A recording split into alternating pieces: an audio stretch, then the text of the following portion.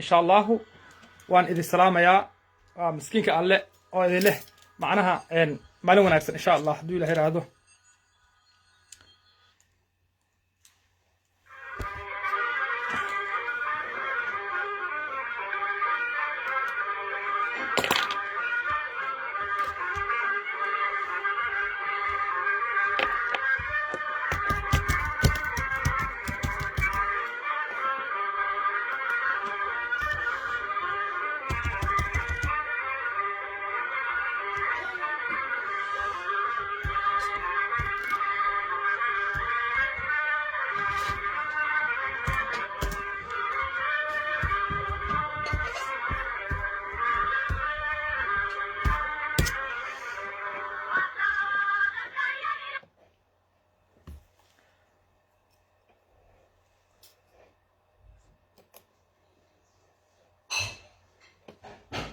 السلام عليكم ورحمة الله تعالى وبركاته. عاد بان سلام يا ملك صوت كلا جوجتان إن شاء الله.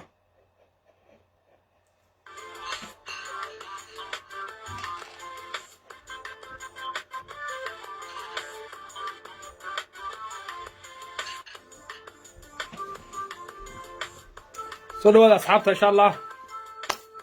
والسلام يا حبيبي ونكسن ملك صوت كلا جوجتان كل وقت أركسن عوانكم عن سوق قرية عوان كاسن الخول هذا لنا إن شاء الله. وحي فلانقين وحي ساسة كاسن اسكو ورسنا إن شاء الله. صدوا هذا صوبت إن شاء الله برنامجنا الشير قرية إن شاء الله دي الهيراد.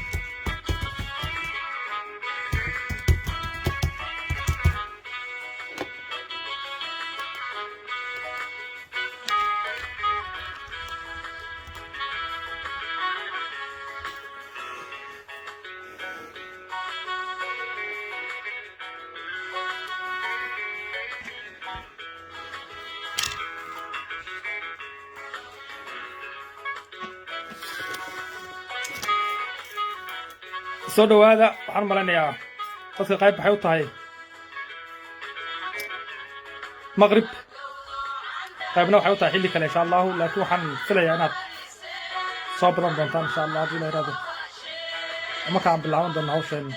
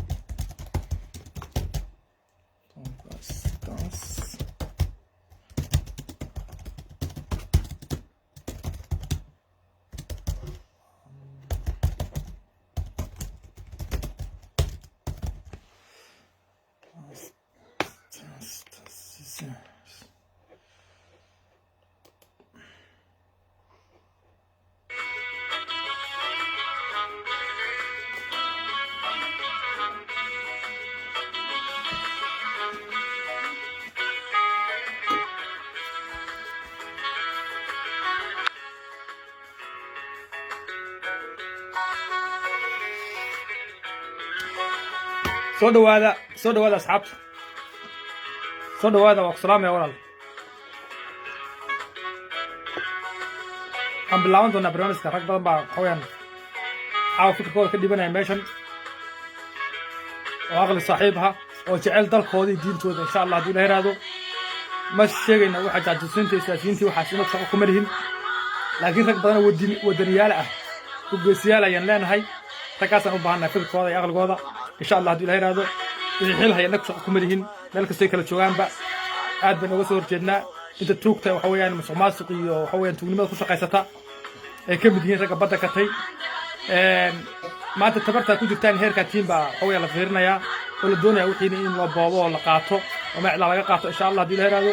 arrintaasina bal macnaha yar falanqaynayna yar turturayna hadii la yiraahdo qofka sanadkiisa waa xor wuxuu doonuu ka hadli karaa ma aha in qofka la joogo la dhihay fikirka aaminsan ka hadal ama kan anu kale ugu raac la dhahay ma aha qof kasta tiisu soo dhibanaya insha Allah hadii la yiraahdo marka soo dhawaada oo barnaamijka sheegay insha Allah hadii la yiraahdo aad bad ma tantiin ma kasto kala joogtaan waan bilaaban doonaa insha Allah WhatsApp mar waan difir doonaa hadii la yiraahdo waan weysan doonaa insha Allah raga WhatsApp ka fikirka ku soo dhibanaya aqalgoodii maskaxdooda iyo waxay ku hadlaan iyo qaabkan walba u arko in badiisi maanta ay iyadoo waxa weeyaan waxa maqal jiray hadii gacanta aan ugu qabsana waa laga garbaxaa laakiin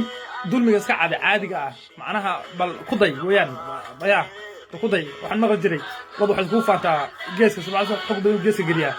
mar Kenya way ugu dayaysaa Soomaaliya maanta u tarantahay boob waxeeda sa u qaado bay isleedahay marka rag badan oo siyaasiyiin oo tuugo og hawshan waxa weeyaan qayb ka ahna way jiraan oo awal horeba Kenya oo waxa weeye ugu talagalay inay badda qaadato haddana sida ay tahay si shacabka Soomaaliyeed falcelin uga sameeyaan baraha bulshada iyo telefoonada iyo wadankii marka rag dadka la sheekaysanayso qaabka actionka ma sha Allah tabarakallah inuu wixina qaadan ma insha Allah maanta hadii tabriirtiina brinta insha Allah waan hormarayna Kenyana waxay damacsan tahay kulli waa oo cadaan doona anu waxaan aaminsanahay fikirro kale oo gooni ah iyo si badan rag khubaraas ay qabaan ba inay meel kale ka wareegi ay qaab kale action kale u dhigayso hawshan sababtay maxkamaddu uma weydina ay tahay xeelad dagaal macnaha qof markuu arkay in la lagdayo sug waxa way wali ma dhanaa u dhigi jiray marka laakiin dad badan oo Soomaali laga yaabaa inaga fikir duwan oo jecel in isku qabsado badda inay jiraan baa laga yaabaa balse walahan waa u dhax Soomaaliya qof kasta fikirkiisa qof kasta aqligiisa baynu eegaynaa barnaamijyada dambe soo qaadan doonaa iyagana oo kamid ah Soomaali galbeed doorashada hadda la rabo inay ka dhacdo iyadana waan ku falaqayn doonaa barnaamijkan wixii aan isleenahay halkaas waxa weeyaan waxay u baahan tahay in toosh lagu ifiyo baynu kaga hadli doonaa insha Allah wixii macnaha aqligiini iyo fikirkiini iyo qof kasta wixii isagu uu qabana si xornimo ah iyo uga dhiiban karaa insha Allah WhatsApp waan furi doonaa waad hadli doontaan sadul qaata barnaamij sheer aha soo rabata insha Allah nuur waan salaamay assalaamu alaykum uwaas aad baa ku salaamaya korneyl waan salaamaya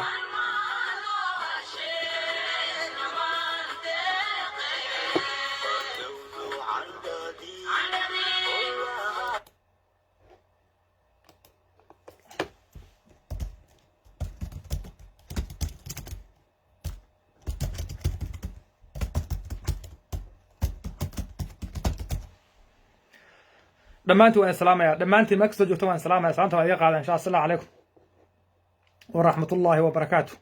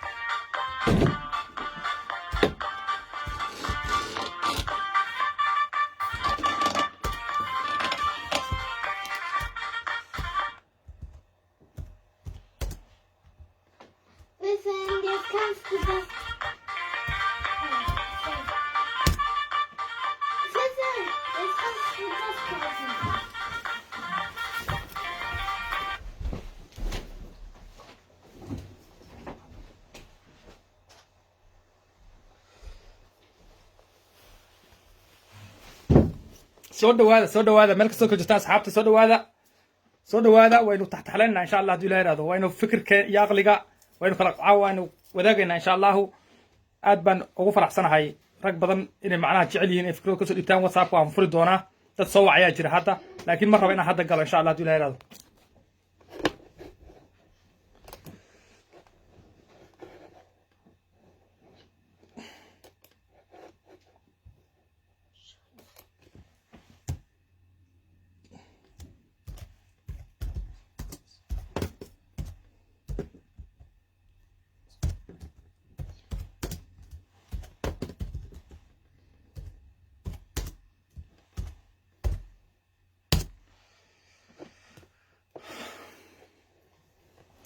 WhatsApp waa furay waxa waqti iga qaadi mahayo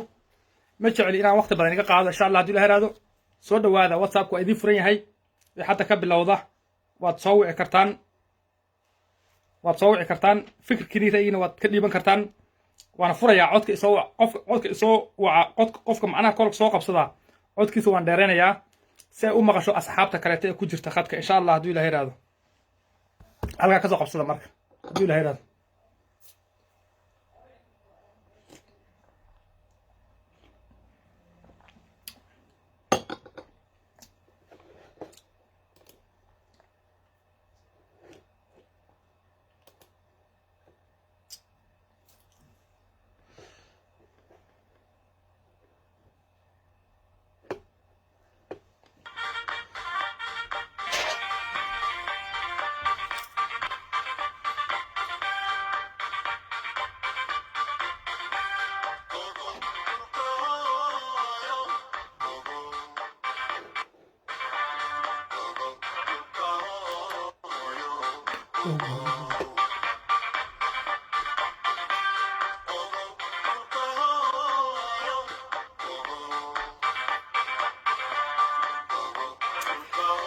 waxaan yar galayaa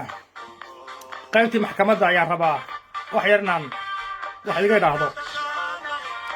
aad baan ish ugu haynay maalmahan aad ba ish noogu taagnayd barnaamijka dhan waan la soconnay wixii ka soo baxaa iyo jadwal isu yahay si dhow oo gaar ah oo waxa weeyaan xiise leh ayay noo ahayd laakiin waad ogtihiin saan hore idigu sheegayba Kenya way ka baxday shirka corona jira iyo dhaqaale waxa weeyaan anaka nagu filan hadda ma haysano oo corona awoodis dhaqaale maanta anagu shirkii aan maxkamadda la imaano ma haysano waxa weey oga hadhay laakiin ilama aha hal nin oo aqliga ka dhacsan yahay inuu meeshan ku jiro waayo Soomaaliya Kenya wala ogtiin kii dhaqaale badan kii intaas oo sana dawlad ahaa kii maanta waxa bixin karin kii tahay wada ogtiin laakiin حلا دقال ويان كلية تانا لما ربا بدا هذا الحقيقة ديسا بدا كلية لما ربا قررت الصور دقاي بدا انت كغب داقان تهدول كان ويكو دو ديسا عنك عليه بيليهن أنا وحنا أمسنا هاي مع NFD مكي لبهو بدا كو داقان NFD إني سوماليا ليادا هاي وايو كينيا شاقو كلا هاين دال كان ودال إناقا مقان ودال إناقا مقان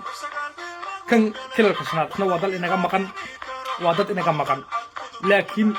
haddii idinku isku koobtaan Soomaaliya afarta muqdisho joogta kaliya iyo waxa weeyaan Puntland iyo waxa weeyaan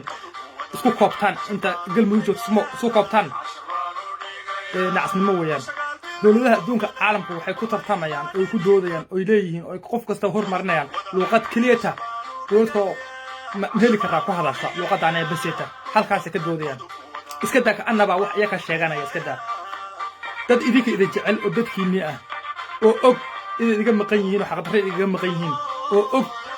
mar ay noqotaba in mar ay dib u kulmi doontaan oo wadankii nabad noqon doono oo mar dib ka midoobi doontaan oo og maanta qofku waxa weeyaan baasaboor ajnabi haysta meel kalena jooga hadduu yimaado Soomaaliya inuu dalkiisa yimaaday dareensan inaad fikirkiina macnaha aad qaybta siyaasiyiinta sida u hadlayaan loo raaco ma aha dad badan oo siyaasiyiin oo qaldan baa jira dadkana fikir qaldan ka dhaadhicinaya saxan aan ahayn daarta ay mareen ya ka alla ka cabsana meeshan aan ku jirin oo qof kasta dintiisa gooniga u dooranayo war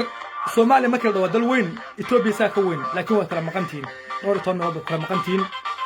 badihiina la haystaa dhulkiina la haystaa idinkiian dawlad ahayn idinkii waa jabsan idinkii waa baabaasan intii kale joogtay baa la isku dirayaa qayb loo adeegsanayaa laakiin xaqiiqadu maalin ay noqoto waxaa jirta maalin aan isku imanayo dhammaan meel kastood kala joogtaan maalin isku imanayo yaa jirta okay waa in lagu dayay dhaqan ahaan iyo diin ahaan iyo dowlad ahaan meel aan laga curyaaminayna ma jirto oo waxa weeyaan baqahan lagu weynna ma jirto saa iyadoo ay tahay Kenya ma rabto bad inaad leedihiinna way og tahay laakiin waxay rabtaa gobollo badan oo Soomaaliya ka tirsan hadda ku jiro ka mid ah inay soo qaadato ay goosato ay rabtaa waa fikirkeeda siyaa maxkamadan waxay tilmaamaysaa waxoogaa uun dadkii baad ogeysiiseen oo toosh uma loogu fulayir Allah warkii anaga maxkamad nagu haysatay bal dhowr oo halka ka warrama la yiri taas laakiin macnaheedu ma aha in la daayay macnaheedu ma aha in waxa weeyaan dhulkiini iyo dalkiini dadkiina si loo boobayo in halka ku egtahay ma aha inta qarsoon ee baabacsan ee la arkaynin baa ka daran waxaan idin leeyahay toostaan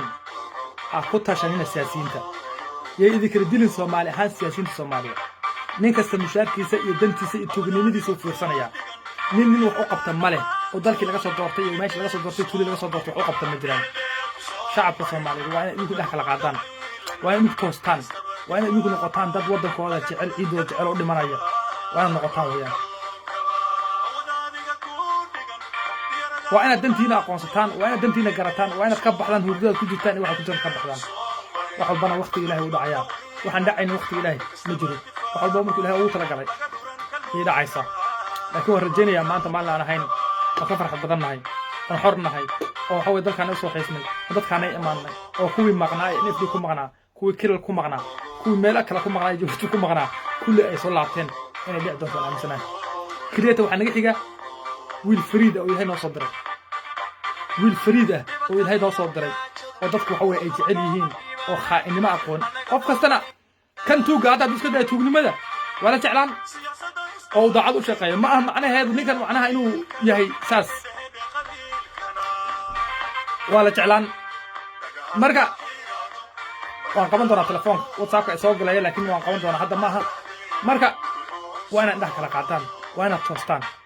waxaan rabaa caawa jeclaan lahaa barnaamijkan aad inay u soo galaan oo fiidiyowga iga soo wacaan dadka NFD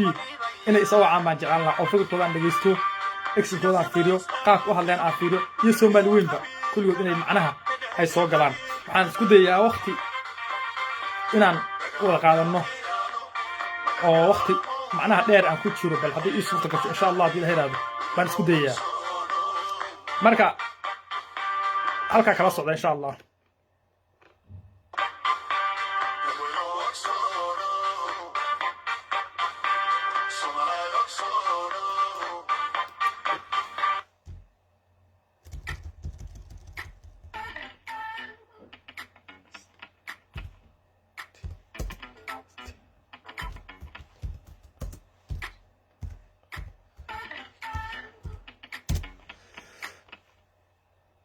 السلام عليكم سودو ولا المقعاga meesha joogto عليكم السلام adoo magacaagu bilaabaya waan gartay ruqiya soo dhaw walaal waa baxsan tahay walla socota amal barnaamijka Soomaali Maxamed waxaan faraya fariin meel kasta joogto inay isku duubnaato siyaasiyiinta ay iska celiso siyaasi waxa kuma faray kursigiisa loo daawanaya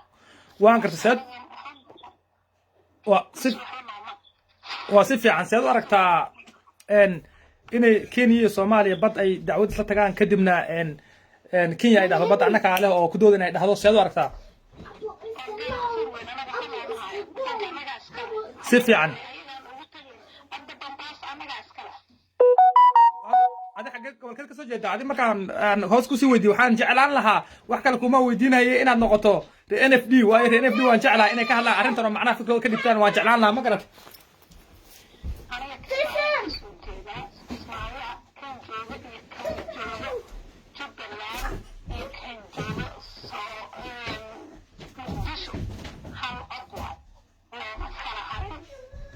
واقر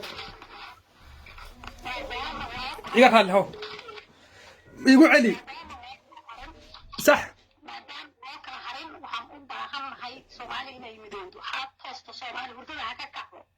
waan gartay marka ما سفي عن ويان سفي عن ويان لكن وحافلة كينيا دعوة ويكبحذي وحي تري أنكو دقالهان إيا كورونا هاني وح أواب waan garto waxaad leedahay annagoon dowlad jir waxaad leedahay annagoon dowlad jirta maanta ahayn ban haddana ka lacag badanay maad leedahay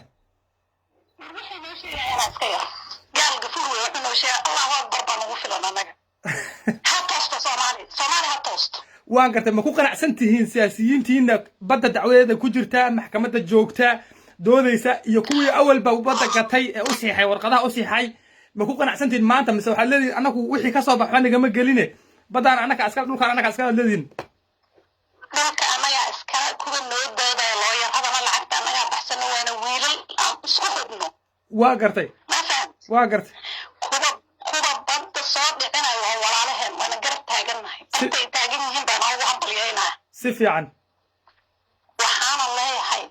soomaali ha noolaato oo habar kasta oo meel joogto shirka hayse iyo xooggaada bahor laakiin waa ku qanacsan tahay inay macnaha badda nimanka siyaasiyiinta hadda dacwada ku jira ay idiin soo dhicinayaan waad ku qanacsan tihiin maxaa kugu dhacay anagaa dalbanay waxaan soo xulna waa looyaryaasha kugu dhacay waa waaya kolley waa soo xulna waay wiilashaas marka maxaa ka iman waxba nagama qaado degdeg baan ku qabanaa hadda waxaa noola xukmin rabaa maxay aheedayo laamo waxaan ku darsanaynaa babaas raganimadaasna way nagu jirta ilaa cagaha noogu taagan ma laami bambaasi ina kuma lihin kenyaati baa iskale oo dhulkaas laakiin haddeer haddii lacag raalli ahaw qariirada hadda waka ayagaada ka doodaya hadda doodooda dib baa ugu noqo gaalada haye ayagaada ka doodaya siyaasiyiintooda ka doodaya inay laama tagtay soomaali qariiradooda raacda waan gartay marka taas anaa ku hay anaa siyaasi weyn ah maalin kasta waan waraystaa waan gartay markaan dhegeysta waan gartay laamaan leenahay annaga hadda saacaddaa laga tahay hadday warar sii badiyaan waxaan ku darsanaynaa bambaaso soomaalina ha kacdo dib dambana oga dhisan guryo nairobi guryiya oga dhisan hadda wanubaar baa u diraya soomaalida hadda kismaayo markii la joogo kenya soomaali badan baa ganacsi ku leh oo ka shaqaysata dad soomaali ah kenya hay meeshaas kiiga baxaan wadankooda guri ha ka dhistaan dalkooda laguma qabsanayo gurigooda hadday ka dhistaan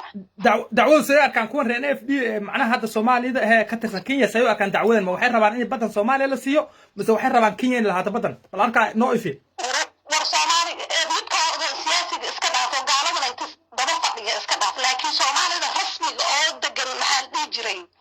meesha degan oo maskiinaha ah si fiican oo shacabka adduunka horta laga xukumiyaa shacaba o dhan waa hal far etoobiya ha jooga ama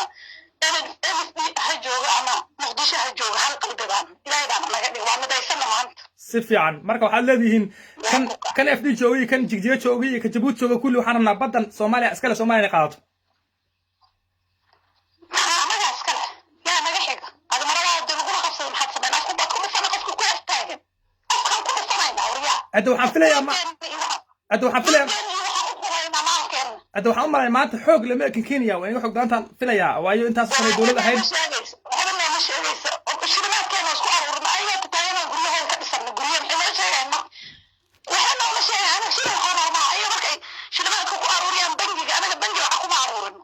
de markii qaadka ay keenaysay soomaaliya ay ka dejinaysay muqdisho ay ka dejinaysay puntland markay ay keeni weyday ee laga joojiyey waxay la yidhi badda ay ku qabsatay marka meeshii qaadka badda gelisay see waa ma halkaas bal halkaas seed aragtaa maxaad dilayd ganacsiga loo daaya kenya si macnaha ay badda inoogu dayso ganacsi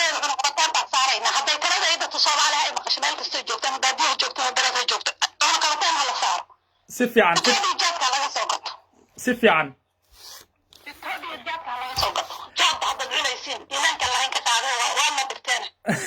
waan gartay marka waxaa leenahay inaan soomaaliyeed ee awalba ganacsiga jaadka u furee waxa weeyaan halka lacagta siiyaan uu kabriyey kenya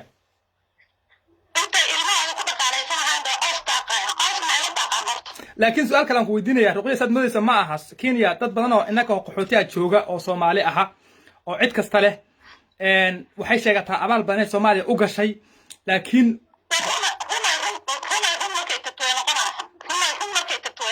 marka ad waxaad ku qanacsan tahay dadkeena dhan inoo soo celiso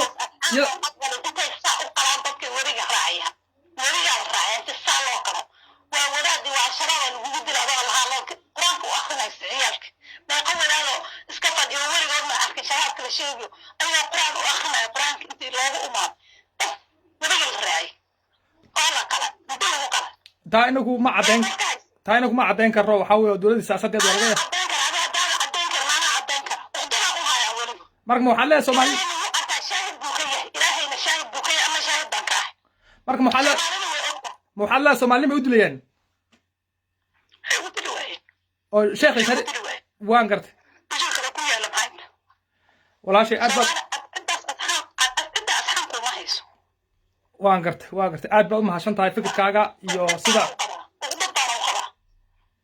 saas aad baad u mahadsan tahay waa ku salaamayaa fikirkaaga iyo saad macnaha u soo dhiibatay raygan aad baan kaaga mahad celinayaa ruqayya waa mahadsan tahay salaamu calaykum salaam waraxmatullaah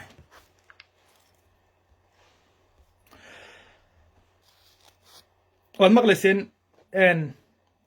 walaashan Soomaaliyeed waxay tiri raggaanaya iyo wadaadadana iyo culimadaana iyo waxa weeye carruurtaana la laayaa kurka intii laga jaro lagu ridaa wabiga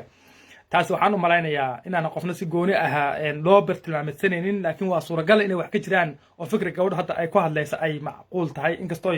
dowlad kasta oo loo qaxo iyo meel kasta oo la tago oo si macnaha yar dhuumaal ama qaabdarri ama yar barya lagu joogo inkastoo iska dhib badan tahay oo say doonto yeelayso haddana si kastaba ahaatee waxaad ogtihiin gabdhaha Soomaaliyeed iyaga ka fiican ragga aad iyo aad boqolkiiba si macnaha dhiigooda ay u kacsan yahay u jecel yihiin dalkooda iyo diintooda iyo badooda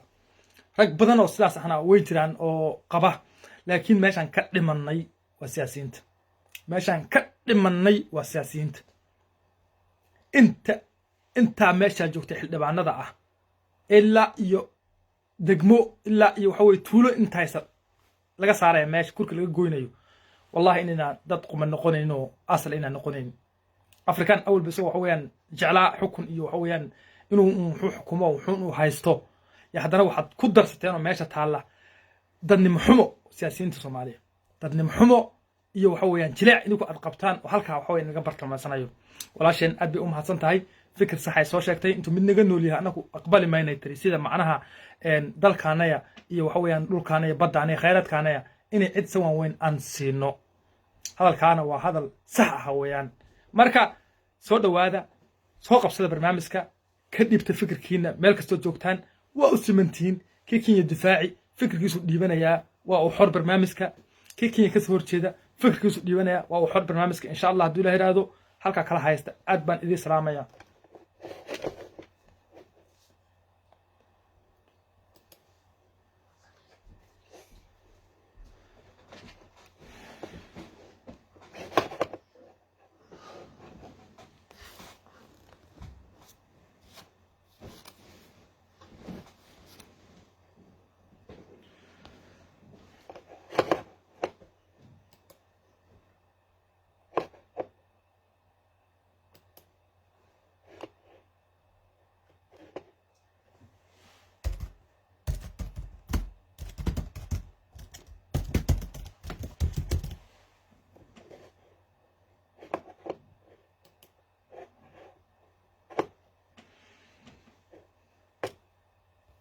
وكل بس سوق رجال لكن وان قبنا إن شاء الله وان قبنا يا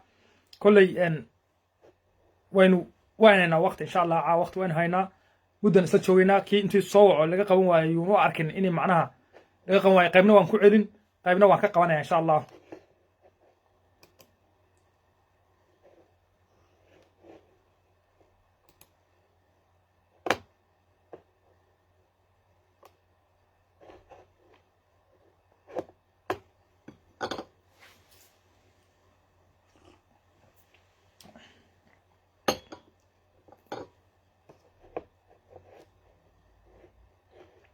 meeshaan ka dhimanay waa siyaasiyiinta qof kasta haddaad weydiiso aqligiisa wax lagu leeyahay halka idgaas dhigay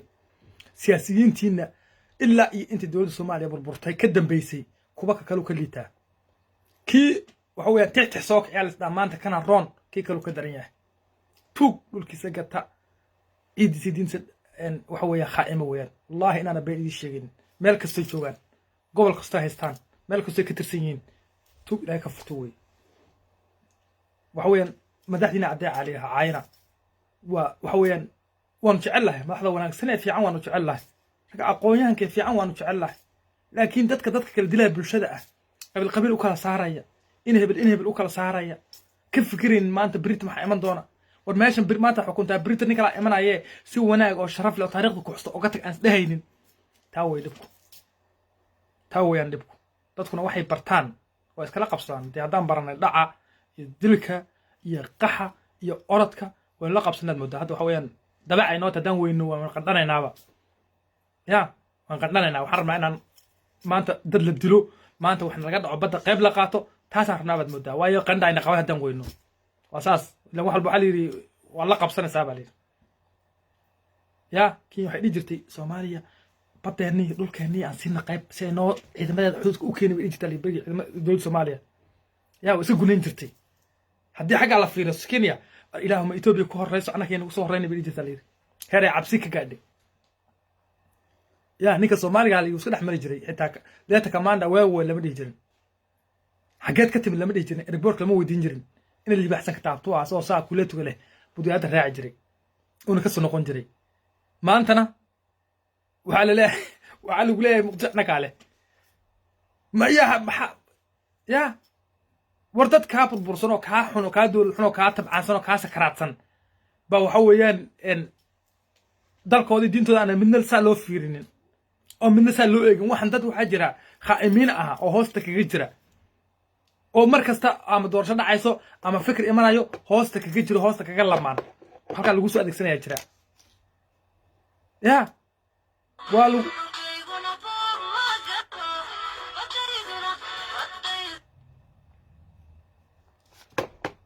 waa lagu ilaashaday saasaa lagu cududiyey waa lagu sahansaday bal intaad joogto waa lagu cududiyey markaas liyada kuwan maarta shanba hoos inagaga jirta siyaasiyiinta ka mid oo xilka haysa inta kalena gunay rabaan ma fahanta kuwan dalkooda qaatay dadkooda aan kala qaybsanno qaybna Ethiopia siino qaybna aan Kenya siino laakiin kaaga madaxda ah isagoon dowladnimo haysanin oo miskiin ah hadduu fikirkiisa iyo ra'yigiisa uu ku adkaado dalkiisa diinta daacad u ahaado wallahi inaan cidna ku dhahayn wallahi inaan cidna ku boobayn cidna kuma boobayso cidna waxa weeyaan waxa kuma darsanayso marka ogaada qoysna ha u kala saarina hebel ha u kala saarina 10 jeer aan ku celinayaa ilaa heer degmo ilaa heer gobol ilaa heer madaxweyne kulli waa faktaar inta xilka soo qabatay iyo inta hadda xilka haysa kulli waa faktaar ilaa waxaan ka rajeynayaa in cusub Soomaaliya qabto xilkeeda jigjigana in cusub xilkeeda qabto NFD in cusub xilkeeda qabto oo waligii aan ka noqonin gudoomiye degmo aan ka noqon wadanka Soomaaliland saas oo kale Puntland saas oo kale kulli saas oo rajeynayaa waa ilaahay goog yahay waxa laga yaabaa maalmaha ka mid ah kii uu dalkan iyo dadka isku keeni lahaa inuu yimaado laga yaabaa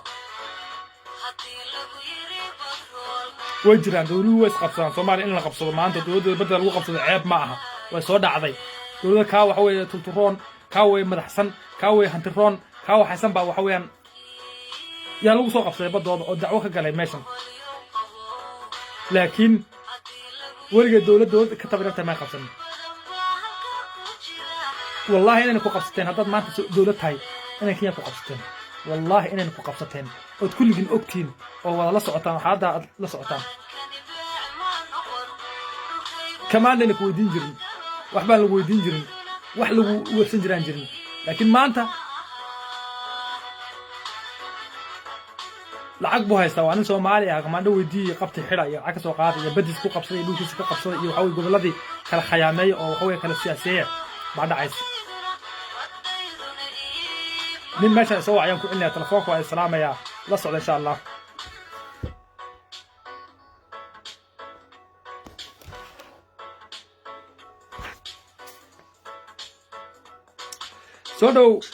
سودو ولا ما في عنتاي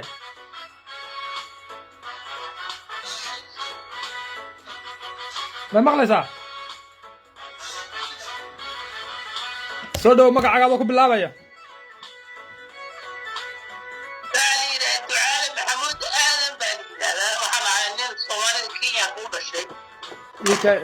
maxaa tirinin aan iska gaabiyo waxaan ka gaabinayaa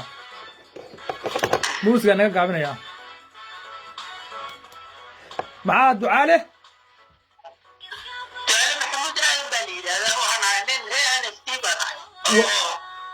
dalka Soomaalida Kenya loo dhashay waan gartay soo dhawow waa su'aal soo dhawow waan soo dhaweynayaa waan rabay inaad macnaha soo gashaan walibana gobolka u badnaan dadka caawa waan gartay waxaan ka hadlaynaa waad la socotaa oo malaynaa barnaamijka xaq kor ka aqrisatay aad baan u mahadcelinayaa waa iga qabateen haddaad iga qabateen aad baan u mahadsantahay barnaamijkiina waa la socdaa kolka aniga waxaa laga yaabaa fikradeyna xoogaa qofka fikradiisa in loo daayo way iska fiicnaan leh وحر بقى قطعي هذا الكويح فكرة أضع قبطة أنا وكان حكي لي منه حتى حتى سومالي دراسة حتى حتى كيان دراسة قف فكر كيس ساعة إسكالي أنا وما يشان بالشغل إنه كل شيء كيسته وقت كولا قارته فكر السويد هرسلو بقى ومهم سن ما فهمت marka waa soo dhawow fikirkaaga waa dhiiban kartaa waxaana ka hadlaynaa tan kugu celiyo dacwadan ka socota holan ka socota Soomaaliya iyo Kenya u dhaxaysa iyo qaabka ay Kenya damacday inay macnaha dal iskaga soo duusho oo si dulmi cad ugu qabsato kadibna markii dacwadii la furay ee maxkamadii la tagay ay gagaal u baxdo ay dhahdo corona jira dhaqaale aan ku gallo dacwadana maanta ma haysano inay dhahdo taasoo xeelo dagaal ah oo la leeyahay Kenya farsamo kale iyo meel kale iyo midowga Yurub iyo midowga Afrika wax bay rabtaa inay kaga wareegto waxa weeyaan dacwada ay si kale u dhigto ama xoog laga yaabo inay tan ku qabsato Soomaaliya yay u dhigaysaa baa leeyahay kullu in maadaama nin FDO Kenyatta hata Kenyatta ma tiimso Soomaaliya torto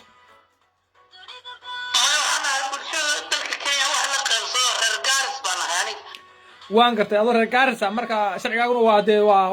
Soomaali baa tahay adu waa sax Soomaali dalka Kenya wax la qabsadan banaay waan gartay kolka mudana hadalkan waan fahmay dacwadan ma maxay weydiisay Kenya bay weydiisay fikirka Kenya maxay sameyn doontaa bay leedahay Kenya dacwadii way ka hadhay badal isku ogaa inay maanta ay gasho oy Holland Amsterdam ay imaato waxay tiri corona jira waan ku celinayaa corona jira waxay tiri dhaqaalo ku filan ma haysano hawshaas seed u aragtaa se qabsiga hore ay Soomaaliya ay doonaysaa badda inay qaato iyadana seed u aragtaa labadaas su'aalood baan ku weydiiyay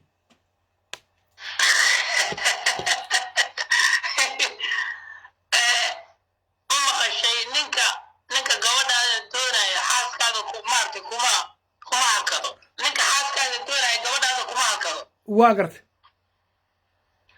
Kenya ma doonayso bad waan gartay Kenya waxay doonaysaa Soomaali dhaqaalaheedii doonaysaa waan gartay oo wax u socoto bad ma waan gartay waxay ku haysteen laaga iska bilaash dhaqaale iska bilaash tuug iska bilaash rag doqomo oo from Muqdisho oo ka soo baxay iska bilaash loo yeelna English ma yaqaanaan waxa ma yaqaanaan ada u qoraysa lacag waa iska sidaas dhaqaale waa iska sidaas everywhere hawada waa iska sidaas iska maamul adiga tayarada iska sayibsan xitaa Muqdisho ka shaqeynaa jaadki waa soconaya waa iska bilaash kalmada ay u tiri Kenya sidee u aragtaa Kenya ficilkan hadii laga reeyo oo badda Soomaaliya kaga reeyda Kenya maxay sameyn doontaa kalmada soo saameen waa saas ha Kenya marka waxa weeye ani waxaan ka tirsanayaa NFD dadka badan hada u fafaayo deegaanka dalka Kenya wax la qabso Soomaali qowmiyadda Soomaaliya ku nooshaan ka tirsanayaa waan gartay wuxuu ka tirsan yahay waa 6 gobol lixda gobol waxa weeye waa gobolka Ijeera gobolka marka Gaariso oo caasimada ah gobolka NFD oo loo yaqaan Madooga caasimadiisa ah gobolka kale waxa weeye waa Habasweyne gobolka kale waxa weeye waa Ijeera waxa weeye sore waa Wajeer gobolka kale waa Ceelwaq Soomaali sore Kenya Soomaali way iska soo jeedaan gobolka kalena waa Mandera gobolka noo soo horo loo yaqaan Hadaade amana gobolka kalena aan sheegay inta waa tirin kartaa kulli gobolada badiyay waa gobol ugu taraajira loo yaqaan Faafi oo hadda cusub waa gartay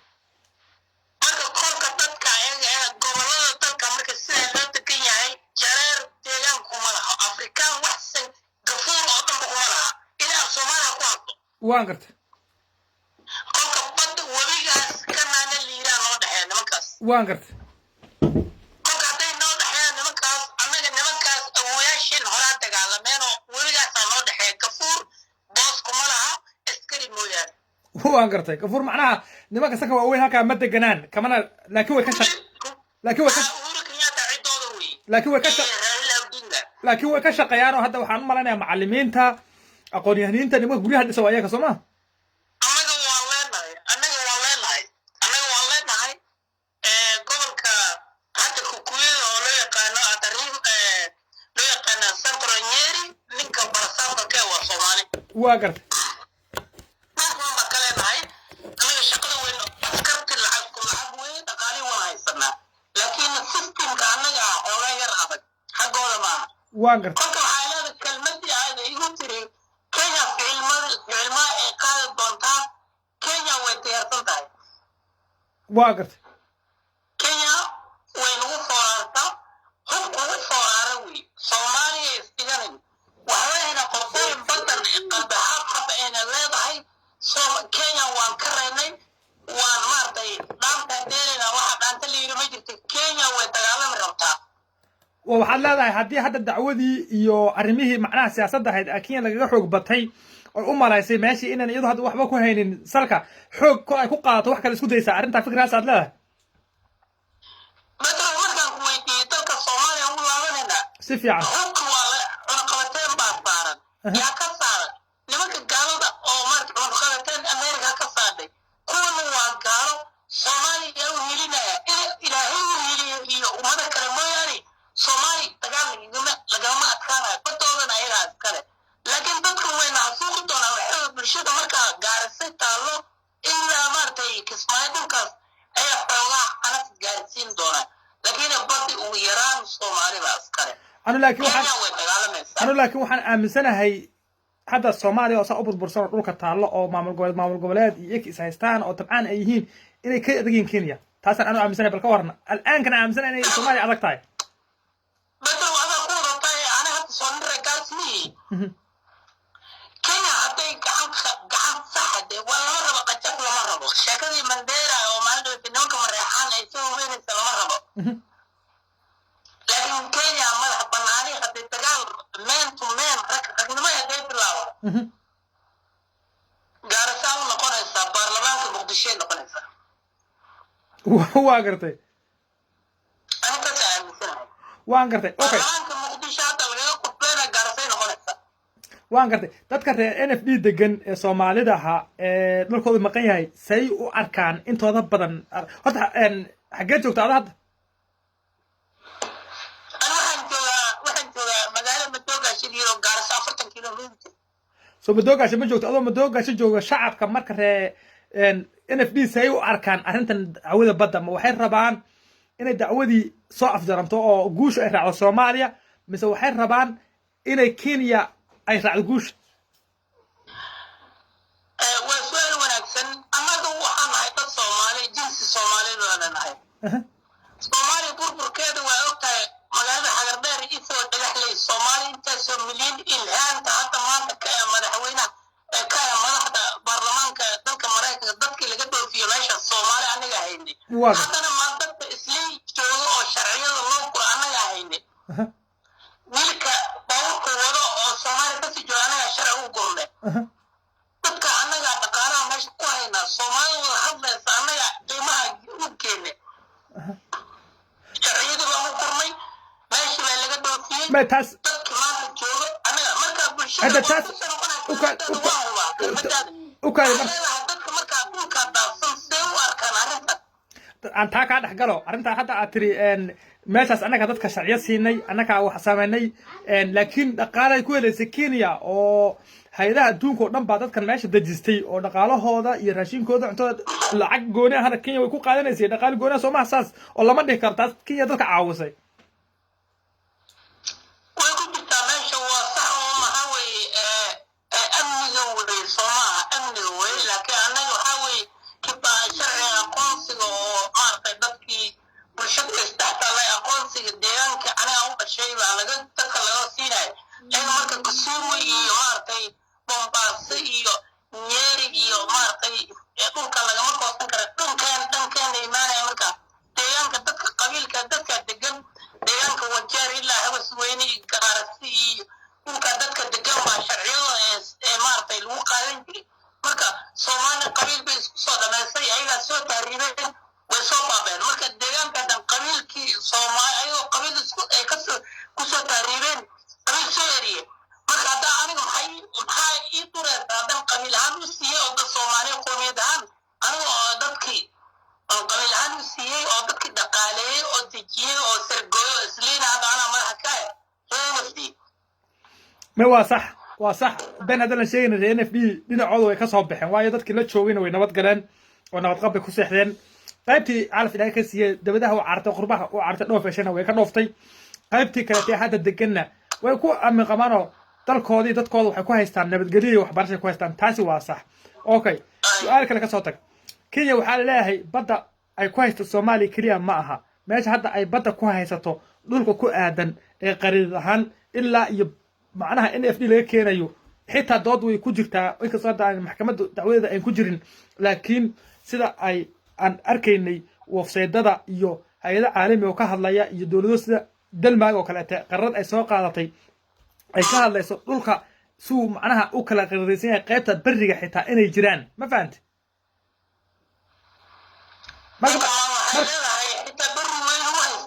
de waa caddahay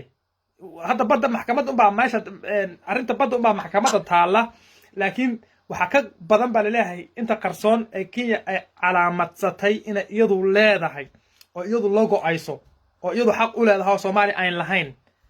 marka arrintaa ma jirtaa oo kenya saas ma qabtaa mise ma qabto badran way qabtaa waxaan ku sheegayaa wasiirkii hore oo dalka laga wuxuu ahaan jiray wasiirka arrimaha internal ministry oo qolada amniga oo dalka kenya ah oo rabin inaan magaciisa halkan ka sheego maadaama dalka kenya aan ku suganahay wuxuu yidhi soomaalidu waa inaa basbaas indhaha laga mariyo ereyga aad u dhow muxuu ka wadaa markuu leeyahay soomaalida waa inay basbaas indhaha laga mariyaa qofka soomaali waa inaa basbaas indhaha laga mariya ereyga waa xanuun badan buu nagu adag yahay ereyga waa dagaal waa inaa soomaali ay dhiiga hurtaa dadkaas soomaaliyeed waxay sheeganayaan meelooda qaar ka mid ah waa gartay muxuu ka wadaa inay basbaas indhaha laga mariyo macnaha waa in la gubuu leeyahay macnaha gebigoodaba waa gartay marka shaqada laga eriyey ereygaasna shaqada looga eriyey oo ereyga dirta shaqada uu ku waayey haddana waxaa weeye gaardameer buu hadda maxaa la yidhi wuu dul saaran yahay waa gartay soomaalida waxay sheegan doonaan nairobi aad u dhegeysa hadalka waa gartay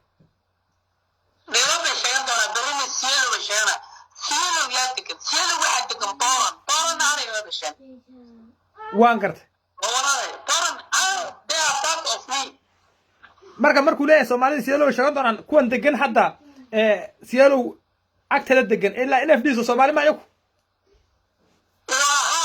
waxaan degannahay magaalada aniga horta nfd marka la yidhaah dhulkan aad ma u sharaxa hadda waqti ii haysto oo waqti isiinaysa wuu hadli kartaa xor baa tahay dad kale soo wacayaa jira laakiin igaal waxba igama gelin waa intii macnaha marka aan ka gaarina baan nolosha kasana waqtina anaa caawa badan aan fadhihi karaan isku dayayaa oo waqtiga aan macnaha aan kubcin karo insha allah waa mahadsantahay mudane bedri waxaa weeye annaga dhulka nfd gobolada magaalada madoogashi lagdheera waa maqasho kolley faarax macalin laga soo dooran jiro hadda ninka laga soo doortay magaalada loo yaqaano jarjara daanyare waa dhul hawd oo biyo qulqulayo oo xaggee marka fd ka tirsan tahay fd ka tirsan tahay waa xagga gaarisa ka baxaysa bawlka gaaris ka qaato webiga ganaana wey laba ganaana wey ganaana lama yidha waa webi jubba waa gartay asoomaaliya qarda webiga jubba iyo shabeelle ganaana lama yidha ganaana midka gaarisa mara wey waa gartay kolka dadka inay fahmaan baa loo raacawa laga rabaa webigaas markaa raacda siyeelo agtiisu maraya waa gartay xaggaa iyo ur shaydaan buu maraya iyo turgaanay dad qaqaawan oo xaarka maarata isku tirtira waa gartay oo qoladan ku dhex dhasha aniga turgaana ku dhex dhasha waa gartay marka waxay leeyihiin waxaad macnaha hadalkaa wuxuu kaa dhexgala mudane hadalkaa wuxuu u dhandhamayaa nfd intay qarada ku leedahay kenya ay degan tahay soomaali ahaan yay nagu sii fidin halkeed hanagaga ekaato macnaha waa saas halka naxwiis waa gartay waan gartay هذا بهايسنا واقرت marka caruurta ayaga caruurta hada iyo dumarkaanina kiilaarsan ragga oo anaga dadkan Soomaali isku kaynino sidaasan ka wada dhulka waa nagu sii fidaa nimanka marka wada dhulkaasaan joognaa anaga xagga halkaasaan ka leenahay siyano maba gaarsanay baa anig Kenyatta xarkiisa waqtiyo yar buu weeyay waxa dad baa la guray uu iska waqtin doona dhulkan waa u harayata Soomaali Kenya way dagaalsan tahay ina dad wax gaarsiisay rabta هذا أهور كلايت هذا طوب بختي أو شرعي قرنا ودك وحلو هذا أبيه كلاته يا يربدا إنك أسكله وهم فكر بحوها دير أو كينياتي كل بكي كيسو حكومة بهورو كينياتي واحد سو حكومة جريبة سو دي بجرين ما قرأت مركا سو واحد بيو قرنا الله قلت لك على إن سومالي الغد أو لقى فائدة أنت يا ترى يردها الدولة أين لهين سوما هذا كل شيء ده تلك قومية أبقى الصومالي كوانا شو الصومالي ده بدأ هروا على القاضي ممكن أولادين هذا بطرق كبوحة وتقالها يبكي وكيها وين تقالنا وحلا يقاضي وهذا أولادين بدكن معناها أنا في ده سؤال شيء تاني هاي ممكن أولادين هذا لا بحين حاش ما بعرف عروق ضلع حبش عروق ضلع يا التوبية قبل ستة لكن كل كياتك ده وحنا مالين وقف ديو كرون وأساسه كل ما مالين أنت جل صومالي بس واقرت قلت حوي وانا لقى بري وهري أود وانا الصار لكن فينا أجنبي ما قاعدك أنا قم بدك صوما سفي عن هورو عليه وقت يسوي كهورو واقرت هذا الكلام صعايا واقرت كان الصوما وحنا كل شيء صومالي صومالي حتى يصرع ضم لما قال كرو ورنا لما هلي كرو سر يسوعان الصومالي والمرور واقرت سولس ما ديكر مرة كان NFD هايست سجلفتو السياسيين NFD كمعمولة يا كان صومالي هايست كل وتوج الريو وضد صومالي يا كان أفيا قانا يا كان وراها يا كان وحوي كدينا يا كان اسكتها ما أنت دين تو دين كفي عن مجرته وضد مسلمينها إلهي ومسلم كريم الحمد لله marka kulligood ba midba kale ka xun yahay oo meel kasta joogto macnaha mas'uuliyiinta Soomaali meel kasta ku nool yihiin ba waa tuug soo lama dhigi karo oo musuqmaasuq iyo guni iyo wax baas iyo dalkoodii diintooda wadaniin lama aha soo lama dhigi karo way hurrikaad farmaajo intuu ugu koreeyo uguna hooseeyo ilaa waxa weeyaan nin habar xukuma intuu ugu hooseeyo soo dhigi karo waa tuug meel kasta kala joogaan ba macal Jabuuti macal NFD مع كل كرة اسكو هدر وايو ماشي صرت كقرب سلام عليك واسيسين والله أرتو ورنتا واحد تلا نك لو يقان أنا بعلى برا ونركني الذي سيحارك هاي أورك ها أو ناك أم حار أو حارك صدقن بارد هرجيس تجن بارد هرجيس كلهم هذا الكيس أخو أورفنا فين وهاجرت مع هذا الكيس وحكى وضع معناه محود هاي كل واحد سياسي أنا سيجار وعتاقنا ما في عنه أنا سيجار قف وعوش أنا ما في عنه بس قف كاستفكر كيس حرب وياه سوق واحد لا صح مرك هذا كسوع على قوته كسوع نكاس أبلا هو عرسنا نكاس هو ننقشنا قروي وهلك رجال ما كان هنا بارد هرجيس كلهم حولها وجدنا حاوي أتونك قفك جنسي الصوماليات حكم ما في جنسي على فيصلة وانقرت إسلام ماذا كوي وين إسلام نكاس وان هورا لكنياتا وحارس كما دقو كرديس حارس كما دقو وقال إنجليز كان لغا سواعيا يهود كان لغا سواعيا ضد المسلمين بوكوري إيه وانك والله هبين كل إيرا صومالي ماشي هو أكوالي يا دي ما وحالي هورو كياتا دي هورو كياتا أفيا قرأي وصومالي سراكيش ملتريك أفيا قرأي هلا تلو هوت صومالي إيه لما هلو تلوين لما مساعد الصومالي ماشي الورك هذا دلو لبا ترتيبا دي واحد لقرينين وي لبا مد ساد والبو أفر بلوت لبا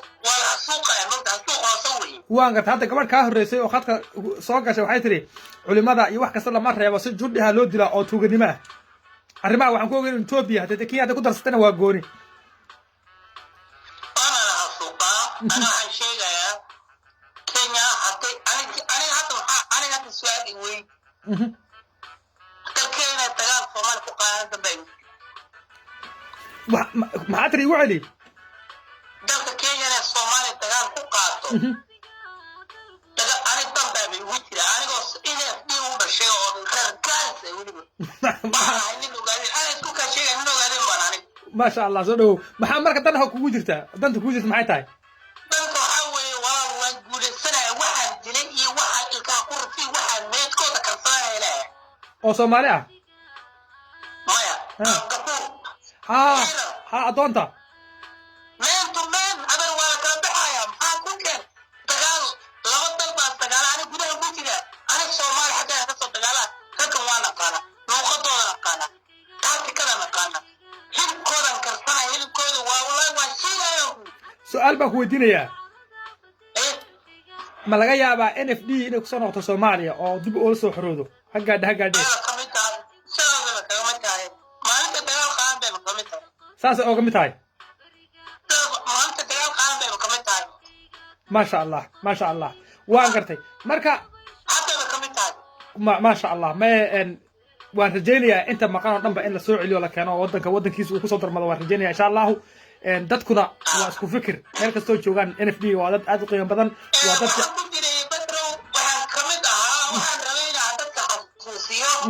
warshada qurbaha joogta waxaan rabaa inaan xasuusiyo waxaan ku jiray aniga halabuurinta reer gaaris baan ku jiray waan gartay ma abwaan baa mise fanaan maya halabuurinta kuwan oo ereyada tiriya abwaan sax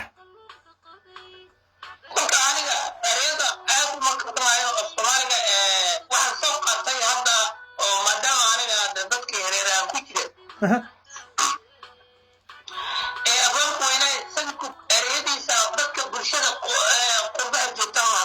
waan gartay kuwaasaan la hadlayaa calanka buluuga ciyaar kuma imaan bulshada inaan isku keenaan loo baahan yahay mar hadduu tv-giina idinku maartay iyo lifetiina haddaan waqti iskiinaysa weeye may waqti waad leedahay waan aniga meeshan qofka markuu isoo waco hadduu keligii barnaamijka aan kusoo gebagabeeyo ma kala jeclaysto qof kale oga sii bax khadka waayo aniga nin kastoo soo gala khadkan intuu doonuu hadli karaa fikirka isagoo uu doonuu ka hadli karaa sida uu doonana wax uu dhaleecayn karaa si gooni ah baan u necbahay qof shakhsi ah in loo abaaro oo total ahaan nimanka siyaasiyiinta Soomaaliya meel kasta joogaan inay macnaha si toos loo wada abaaro kulligood inay wada qaldeen loo wada sheego oo istoosiyaan oo meesha ka qalloocaan iska toosiyaan ma rabaa fikirkaaga waad ka hadlan xor baa tahay marka dhahdo waa okay aan dhamaysan hawsheenana haddii walaalaheena kaleete inta hadda soo wacaysa aan dib uga gaynana waa okay haddii kaleetana ninka hadli iyo qofka hadli gabadha hadli kulli hadal waa hadal waan jeclahay maanta caawa inaan reen NFD helo oo nin wadankii ku sugan madana ku jir khadka nin wadankii ku sugan oo wadankii jooga inaan weydiiyo qaabka u dareemayaan bulshada halkaa degan iyo xaaladooda aad baan u jeclahay marka ku soco hore ugu socdaa ku leh aad baa u mahadsantahay waxaa abwaankii weynaaye Soomaaliya afka Soomaaliya ku hadli jiray oo ereyada halabuurka ereyo badan oo ka haynaa laga qomanaya na garanaya ninka alifu ahaa amaan tagu baa la weydiiya abwaana maxaa waawash ilaa odayga meeshii bay ka qaadeen sax bulshada arkaas waa ninkii yidhi kii ku dilay haddana ay ku daaweynaya ninka ereyadaas ninkan ka dhaxla buu ahaa sax dan way weydiiyeen sanduuqay marka Maraykanka lagu geeyo maxaa dhacay nin reer dhexbuur buu ahaa ninkaas oo ninkaan Soomaaliyan ka bad keena dhacburaha waan gartay taa u naxariisto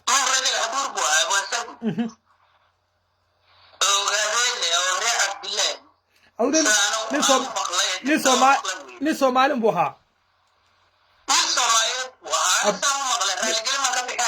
ninka qabiil ma ahayn nin Soomaaliyeed buu ahaa sax nin Soomaaliyeed buu ahaa abwaanka Soomaali buu ahaa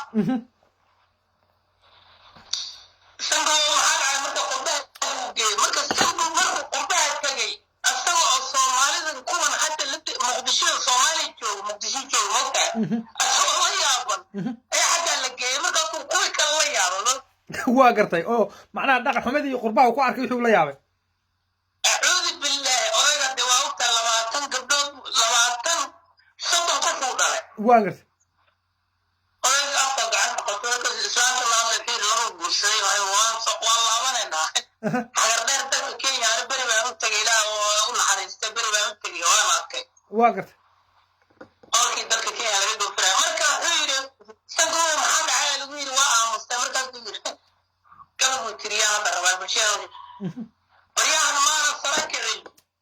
dhulkay seebta iga tiille sangooda maxaa dhacay waa la is-aalaa ha yeeshee salaadan surey iyo cijid baan samada ugu ladan sawadan raabal eeg dhanka ugu sara kaco haddaad iga sugayseen waatanad sugan oo ina baashi ila soco صح ina baashi ila soco soddon sano صح dee maqlaysaa سبع وكلا صعدا إن كستو إن برنامجكي عن ربنا ندوا أقول نقولنا إن قصي إن بدر حدنا كدرس أنت هذا تري حنو كيف يا إن قرب جوكت الصوماليات يعني فرين أمرنا يا باقة كتر واتكم مع سنتها كسعو ها ومرتنا صدر سنة برنامجي على صدر سنة برنامجي على كيسرنان كده الصومال نمدي إن كستوين وكسر عنجرن سنة لو تاجلي سنة وين وداني كرشة الصبوشاي حرر سلكنا قبل حتى تجاهر كل يوم وداني محمد أنا برنامج يمسح الدنيا ما شاء الله واقرت لكن طيب قرآن وأنا بستغلها waad mahadsan tahay waxaan isku dayaynaa 4 iyo 3 kale inaan siino waqtiga insha Allah mudane si fiican oo wanaagsan baadna ugu kala dhigtay qaabka actionka ay aaminsan yihiin dadka Soomaaliyeed halka ku nool ee jooga iyo sida rabitaankiina u yahay nacaybshaha aad u qabtaan Uhuru Kenyatta iyo dhashiisa inay aad u fog tahay waa arrin fiican laguna farxo anna waan ku farxay waanan ku qanacsanahay sida u hadashay inay xaqiiqo tahay ay kulli kula qabaan walaalaheen oo macnaha ree NFD ma garat anaga tagaan diyaar wallahi Kenya haday weerarto Soomaaliya men to men waa la ogaan doonaa wallahi billahi kukuyo waxay noqonayaan Tanzania joogaan kukuyo iyo Mukambo Tanzania Uganda iyo Tanzania bay u guuraan waa gartay marka anoo taa kaaga mahadcelinayo dhalinyarada hadda ma hadal haysaa badan ay Kenya ka hadhay dacwada say tahay ma laga hadal hayaa bulshada dhaxdeeda iyo meelaha isku yimaadaan iyo mise waxba waxa soo qaada male maadaama joogto sielo waan joomaadin ma laga hadal hayaa bulshada hadda sida macnaha Soomaaliya xasaasiyada ugu kacsan tahay ay baraha bulshada ugu jiraan fikirkooda uga dhiibanayaan oo la yaaban yihiin seebadanayba loo haweystay maxkamadan wax bay la yaaban yihiin bileeyin baanaku waligaana maxkamad ma naatagin xoolahan maxkamad geeyay bileeyin sidaas oo kale ma looga hadal hayaa bulshada Kenya inay hawshan u jirto mise waxba ma jiraan markii aad meelaha iyo khadka fiirso baad arkaysaa bad inay jirtay isku haysto بدر وان كان حكى وحانا تاجر سنبا أمد يا حفرت ما تاجر سن أنا الصومالي وكان لسه الصومالي كينيا صومالي لسه وها سيانو دتك جوجا أمد أنا تاجر سنبا أنا تجار كم ديار بيوي ينبو من تو من إن لا تجار كل شيء بظن نايمو صح حفرت يا صومالي يا أمد وكل شيء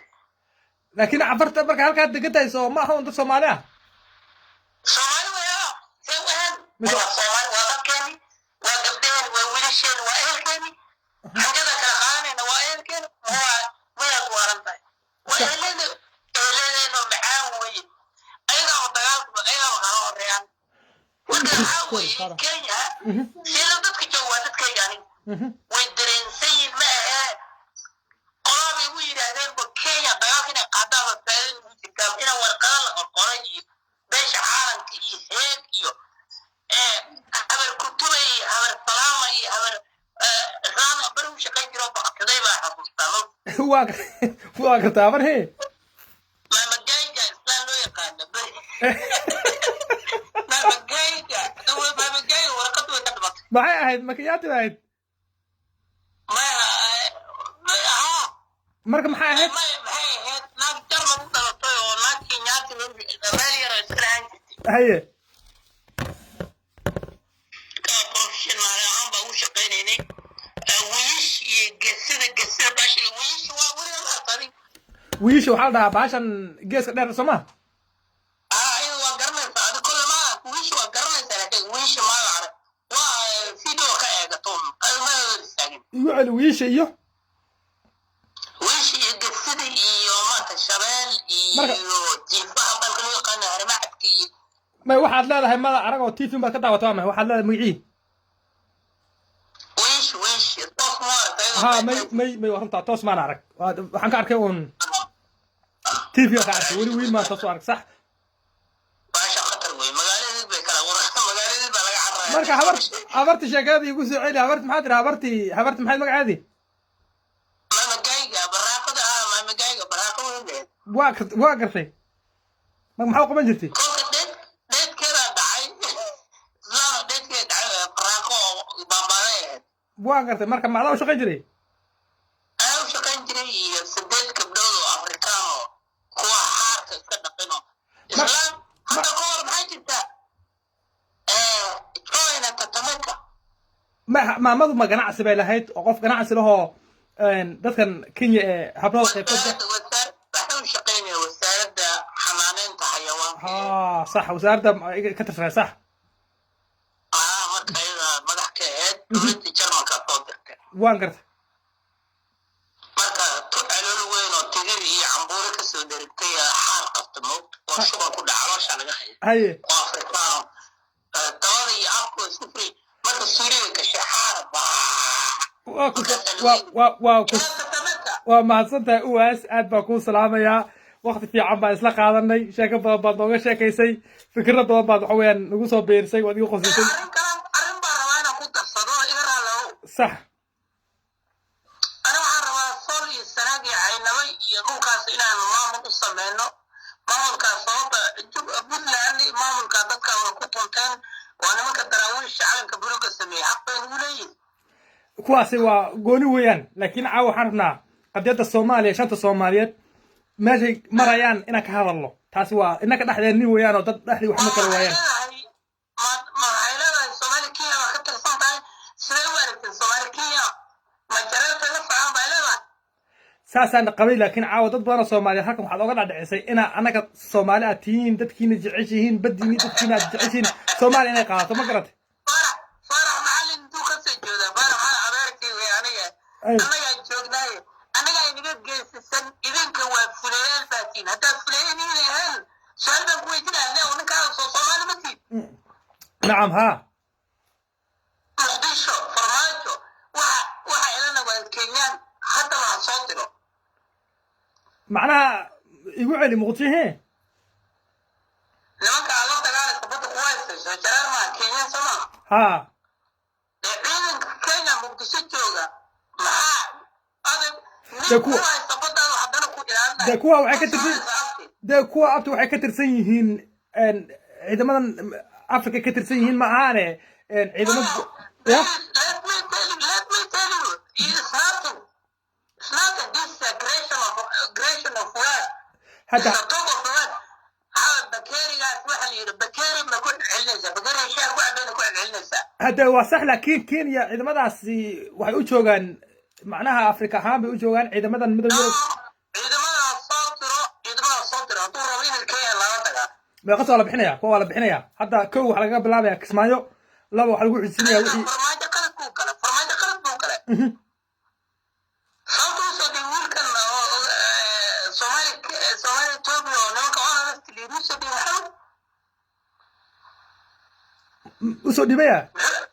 onalef wuxuu yidhi waa argagixiso annaga soomaali baan doonayna anaga soomaali kenya ayaa hadlaya anaga soomaalinimaan difaacayna wixii soomaali oo muqdisho ka jooga in la yidhi waa argagixiso oo loo dhiibo maarta adisabo in la dila rabo la shiido taas ma soomaali difaacaysa marka wixii dhexdeennaa maaragtay fiiri wixii dhexdeennaa maaragtay innaka iyo soomaalinimo anigaa qabaade aniga ugumali anaa qabaa aa ku qanciyo mudane wax yar aan wax yar kuu sheeg waa sax inaad qancinaysa أنا قبا أنا تيجيوا وقوة يا لما يسوي هاي سؤال قبا أنا سؤالي كتير أيه ومثل كربهري الله الله نحاول إحنا نوي لكن دارو قبيل بقول لا أبقبل لكن والله نو دارو محل كسمايته إحنا نفرين تقول كان أولي كانوا لأول كنيات هذا دول كان جواسا وقماي وحكومة بسمي قارسو إماء لما كان أولادين كقارسات تكنا حكومان فرتة ويهيدا أولي كنيات والله نو ما نوي إماء كسور بأن تجاه نيري بأن تجاه مالو بأن تجاه لما كفرتة لوعة واقر marka adeerkay waxaa ku dhacay madaxweyne jamhuuriyadda maaragtay jaalas farmaajo inkastoo aan taageersana adeerkay u yahay adeerkay soomaaliyeed waa madaxweyneed waa qowmiyaddeeda soomaaliya soo maaha marka waxaa la inuu meesha tilkismaayo nin baa nalaga dhiiba annaga waxaas waa ceeb laakiin mudane xal yar aan kuu sheego ninkan hadda wixii innaka dhexdeenna ahaa iyo wixii meel kasta horta tooska inaan ku ifinaan jecelnahay barnaamijkeenna oo garo oo annagu aan wax kasta soomaali aan la doodno oo macnaha iyagu dhexdooda ay meesha ku doodaan kaa Ethiopia u dhiibtay janaalku ah hadda uu ku dalbo qabto dagaalna waa diyaar Kenyana waa diyaar yaa kugu dagaali marka hadda taasi waxaaba las dhihi karaaba iska daa kan kuwa la dhiibad sheegay sidee badan Kenya mayna haweysanina dad baa u geliyo hoosta oo warqado soo lacag ka qaata la dhihi karaa Soomaa وجدًا عبد الشكور يحاول مدحوينه هراء اللي ويلقوا ضلي الشيخ شريف ضلي كلام كان من حتى ما تحمى يانو يا قمطة صح ضلي كلام كان من أنا حاجة بشوكنا لكن كينيا أنا بشوكنا wixii fikir ahaa ee shakhsi ku saabsan ee eed ku saabsan ee gooni aha waynu ka hadli doonaa gooni baynu barnaamij u qaban doonaa aniga oo wixii fikirkooda haddii macnaha marka aynu khad ku kulanno halkaas aynu ka soo raay dhiiban doonaa laakiin Soomaalidu caawa way faraxsan tahay shalay way faraxsan tahay maadaama dalkoodii ay macnaha ku qanacsan yihiin 100% inay ku leeyihiin ay ku qanacsan yihiin Uhuru Kenyatta cabsi uu ka qabo heerka maxkamadda looyariinta iyo ragga tagay iyo qaabka jadwalku u socday iyo sida macnaha baraha bulshada Soomaaliya ay uga dhex muuqato inta hada dacwada jirtay inay aad u qoyn badan tahay aadna ugu faraxsan yihiin Soomaalidu way isku faraxsan yihiin kuwa gaarisa degan ee wajaar iyo kuwa bandeera degan iyo kuwa muqdisho degan iyo kuwa hargeysa burca degan iyo kuwa jigjiga degan iyo kuwa jabuuti degan way isku faraxsan yihiin inay kulli wadooda loo soo celiyo Soomaaliya weyn badda la siiyay way ku faraxsan yihiin Soomaa gabayga iga dhigaysta marka haye Soomaalida kala dhaqaaqday dhul kastaba taasan dunida wayaha dhab u habeey way kala lumeenay mid meel ka dhibna Galbeed oo way dhayaa saaran qofay dhalad wadaagaan iimada maysa sanada dheeraada dal hadalka Soomaaliya soo dharwataane si hooyo qura wada dhashay dan u suraaxane dhaqankooda soo jireenka dheer qureeda ku wada quutaane dhaqankooda soo jireenka bay dhinacyada haystaane wax siiskiisa sidii koolal ko dhafoortaran dayman iyo dirham way isdhaaftaane wadada laga helin dhexdooda dalid iyo baqayle dunida ku dhaafay dafsimeede Allah ha dawra dhashooda way jiri baa laha amarka ma sha Allah dalil ma aha maatada dhowrkooda ma ka taabtay dhinac kalena waa dhankee banaanaa dareensiid yaro dhinac kalena waa dhankee banaanaa dareensiid dhalinyaro dhalinyarada dhiiran dhaqanka dhowraysaa dhaliyaha mideentooda iyo dhisinta dhulkooda urshigay kaa joogay midka kuna dhulka hooyo oo weli helen dhab dhamaystiran isu dhinac haddaad tihiin dhaqsaa miraa beerateen dabyari u dhadhamin lahaadaan buhanaanta waa waxayna kala dhafay dhanna isu raacaynine waxaan u sheegayaa dhalinyarada buhanaanta waxayna kala dhafay dhanna isu raacaynine dalishiina ma ina tustaay waxayna leen rogaya halkaas waxaan rabaa maadaama halabuur ahay waxaan rabaa inaan fafaahiyo gobayga waan arkaa Soomaali baad kula hadlaysaa Soomaha iyo sida macnaha laakiin waxaa fiicnayd gobayga inaad siyaasiyiinta bas ku goobto shacabku way fiican yihiin dadka duqayto way fiican yihiin waalidkeen way fiican yihiin gabdhahan iyo ciyalkeen way fiican yihiin laakiin siyaasiyiinta inaad gobayga u samayso gobay gooni ah soo kulma habooneen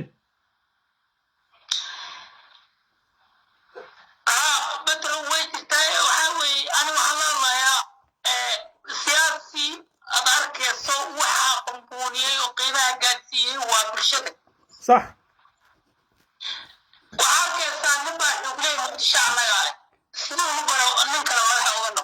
وبرشد واحد كجاسي taas waxaa keenaysa maamul xumida iyo siyaasad xumida iyo qaab darrada iyo dadkan dulliyiinta ee raxda soo maaha hadday taa ay macnaha niman daacada oo dalkii dadkii jecel oo macnaha ka keliya ma aha hadda meel kale oo soomaaliya ka mid ah doorasha ka dhacaysa sida macnaha tiji oo kaleeto doorasha rabta inay ka dhacdo ma fahantay war ninka siyaasiga hadduun dadka kobcinin oo iskuulka uu ka soo dhisin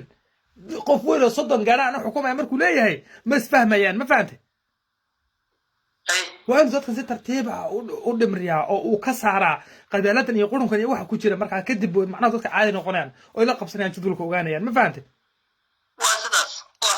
مركز سك استبها أعطوا أنت أيضا هجوني وعندك هنا اسكو ما قصبت بهاشا بنا عن كلام تحتنا وينو كهذا الدونا إن شاء الله نكستا شنت الصوماليات ماشي دولار جرو وينو تصح الدونا وأنك هتان نهاي نمك أديك بريها بالشدة أنا كتوش كانوا كل فرنا ماشي خلال نوع مقطع إذا كنا وشو ما تنتي في الكاغا أو عن كلام مهتعلنا يا وقت دير ناس لقى على والله بدنا نوعيان أن كو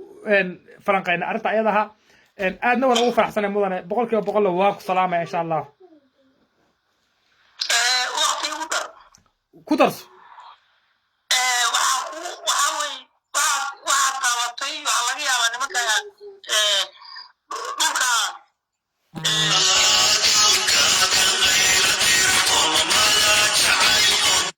واقعت إسرائيل هاو تلفون با يسوق ليا قيبت لايف كايه waxay leeyihiin Soomaali galbeed halla waxaad u haystaa maanta adduunka maanta Soomaali galbeed fursad ay haystaan adduunka noloshooda ma soo marayso واقعت dhulkooda ilaahay haway carab markay caasisay ilaahay dhulka biyo ilaahay batrool buu ka siiyey واقعت ogaadeen waa dagaalameen waa la xasuuqay dhulkooda biyo dadkii la deganaaba ruusiyaani أنا عليها مرحكة وقبي أبقبيل بقول الله وأنا عرسنا واقعت وحوي وأنا ما كوالها سوقي ممكن تقول وقالين والدي حتى قالين ما هو جرر وده حتى حرام وقالين والدي واقعت حرنا ما نحن كاهن حتى ما يحكين وقف بطرول بقى التوبين وين بابا صح واقعت ما أنت من كاس برواقي كجيران وحب وحيرة كهاتنا وابن waad mahadsan tahay marka koobaad waxaad ka hadlanaysaa ama qabiilaha ama qoysa ama nin shakhsiha qof kasta wuxuu doono arab ku dhufan karaa isagaa xornimo ah taas waa sax laakiin aniga way ila hadasheen idinka ma aha dad qabiilka hadla idinka waxaa bulshada xagga badda ka hadlaynay wuxuu yidhi baryahan maana sara kicin dhulka seefta iga tiile sangahow maxaa dhacay waa la i su'aalaa hayeeshee salaadan surreygii cidfidban salaada ugu lanaa sababaan lahaa eeg dhanka uu sara kaco haddaad iga sugayseen waatana sugaal hoo ina baashi ila dhaco 30 sano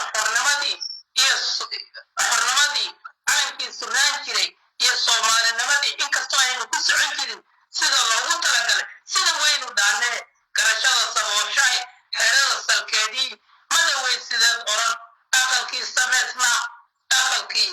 samaysnaa suradii gurgurkii haanta saabka weyneed dhilkii dooraha sarcadii birjaani siduu nabarka ugu dhacay sahal maahee waa halis garashada sabooshaay xeerada salkeedii madawey sideed oran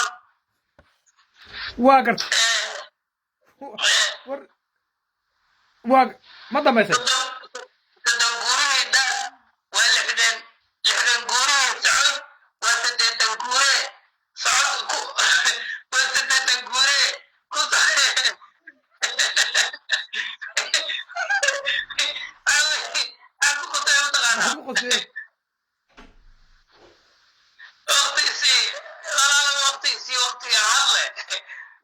sooyar koob dad kale aad badan baan soo wacaya waqtiga siinayna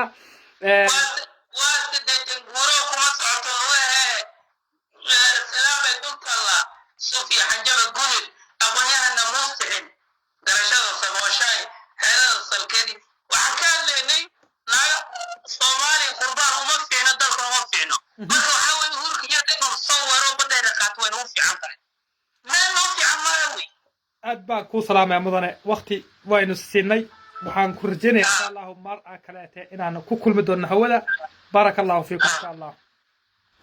aad baa umahadsantahay soo dhaweysa Soomaali Kenya haddaan ahay aad bay sharafteen aad baan ugu faraxsanahay inaan aan fikirkaaga iyo Soomaali weyn fikirkeeda aad fikirka ay qabaan dadkan FD waa dad Soomaaliyeed waa dad aad fiican waa dad aqoon-yahaniin ah waa dad jecel dalkooda iyo dadkooda iyo diintooda inay fikirka aad qabtaan si fiican ay uga bogtaan kuna dhageystaan muddo badan aad baan ugu faraxsanahay kulligana waana kaaga mahadcelinaa insha allah salaamu calaykum waa soo salaamayna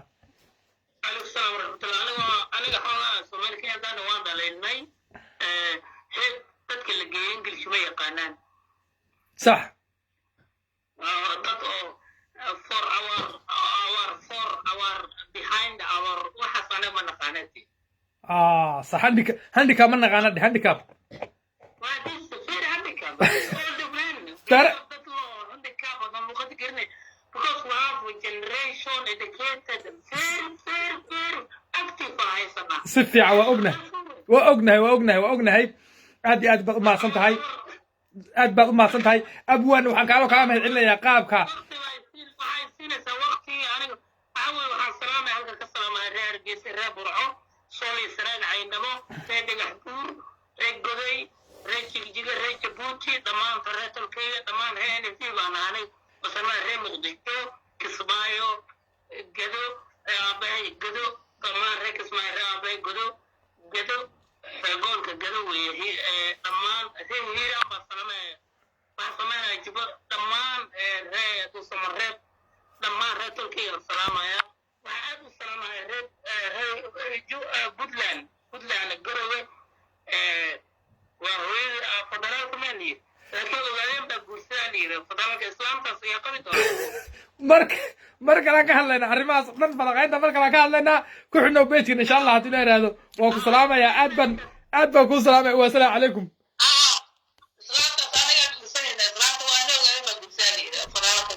waa ku salaamaya uwaas insha allah waxaa siinayaa nin kaloo meeshan aan siinaya khadka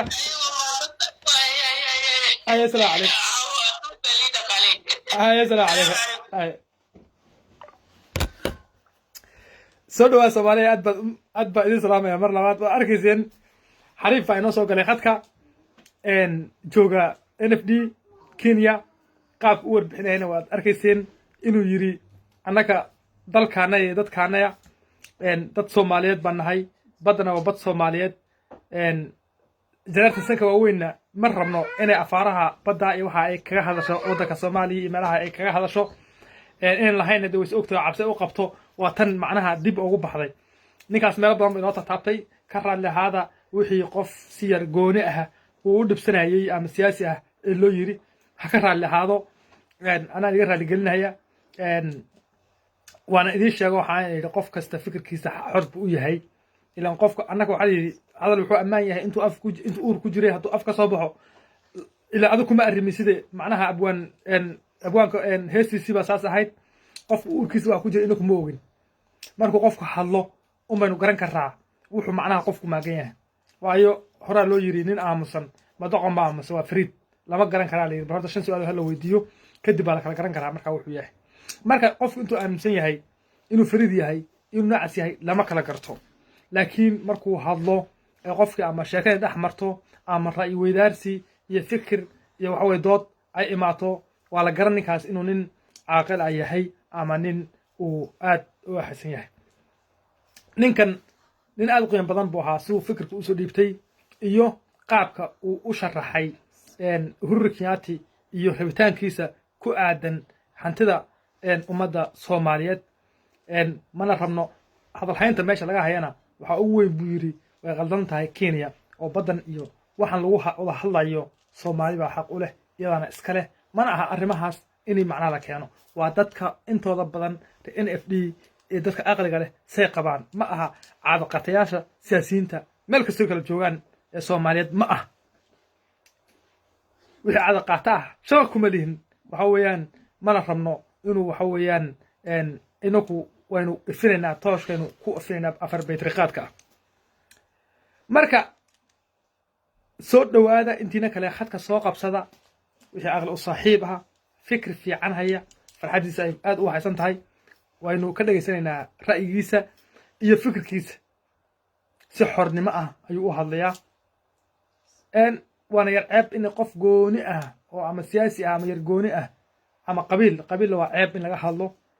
waxaa fiican soomaalinimo inaan joogno halka inaan joognaa fiican waayo taasaa ina deeqda sidaada wax ku deeqi baa fiican nina kama maarmo walaalkiis runta hadalka xaqiiqada waa saas nina walaalkii kama maarmo nina keligii isma kaafiyo marka soomaali weyn iska harso halkaa iska joog meel kastoo joogto way kugu anfici marka reer f d waan filayay inay saa ugu qanacsan yihiin inay guusha soomaaliya leedahay hantida soomaaliya ay leedahay inay aaminsan yihiin waan filayay kolley waxa laga yaaba dad kale oo fikir gooni aaminsan oo nin ka fikir duwan inay jiraan laakiin iyadana inaan ogaano baynu isku dayaynaa waqtiga aan ku jirnay khadka isagaan siinay intiisa badan waan soo geli doonaa khadkan oo mari 2 iyo 3 iyo 4 toona ma aha insha allahu hadduu ilaha yiraahdo in badan baynu kusoo noqon doonaa kulligiin meel kastoo joogtaan waxaan jeclahay hadda inaan khadka ka baxo oo in salaamo aad baan idiin salaamayaa haddee habeenku ha inii wacnaado meel kastood kala joogtaan insha allah wixii fariin aha iyo wixii macnaha fikri lahayana qaybta commentiga baad nagu soo reebi kartaan waxaad kalood kala socon kartaan barnaamijyadan oo intan ka badan oo ama qoraal iyo videoba leh youtube-ka Badri Media waxaan iga codsanayaa inaad like iyo subscribe saartaan youtube-ka halkaana aynu ka wada soconno wixii fikrahana aynu iska weydaarsano aad baa idin salaamaya assalaamu calaykum waraxmatullaahi tacaala wabarakaatu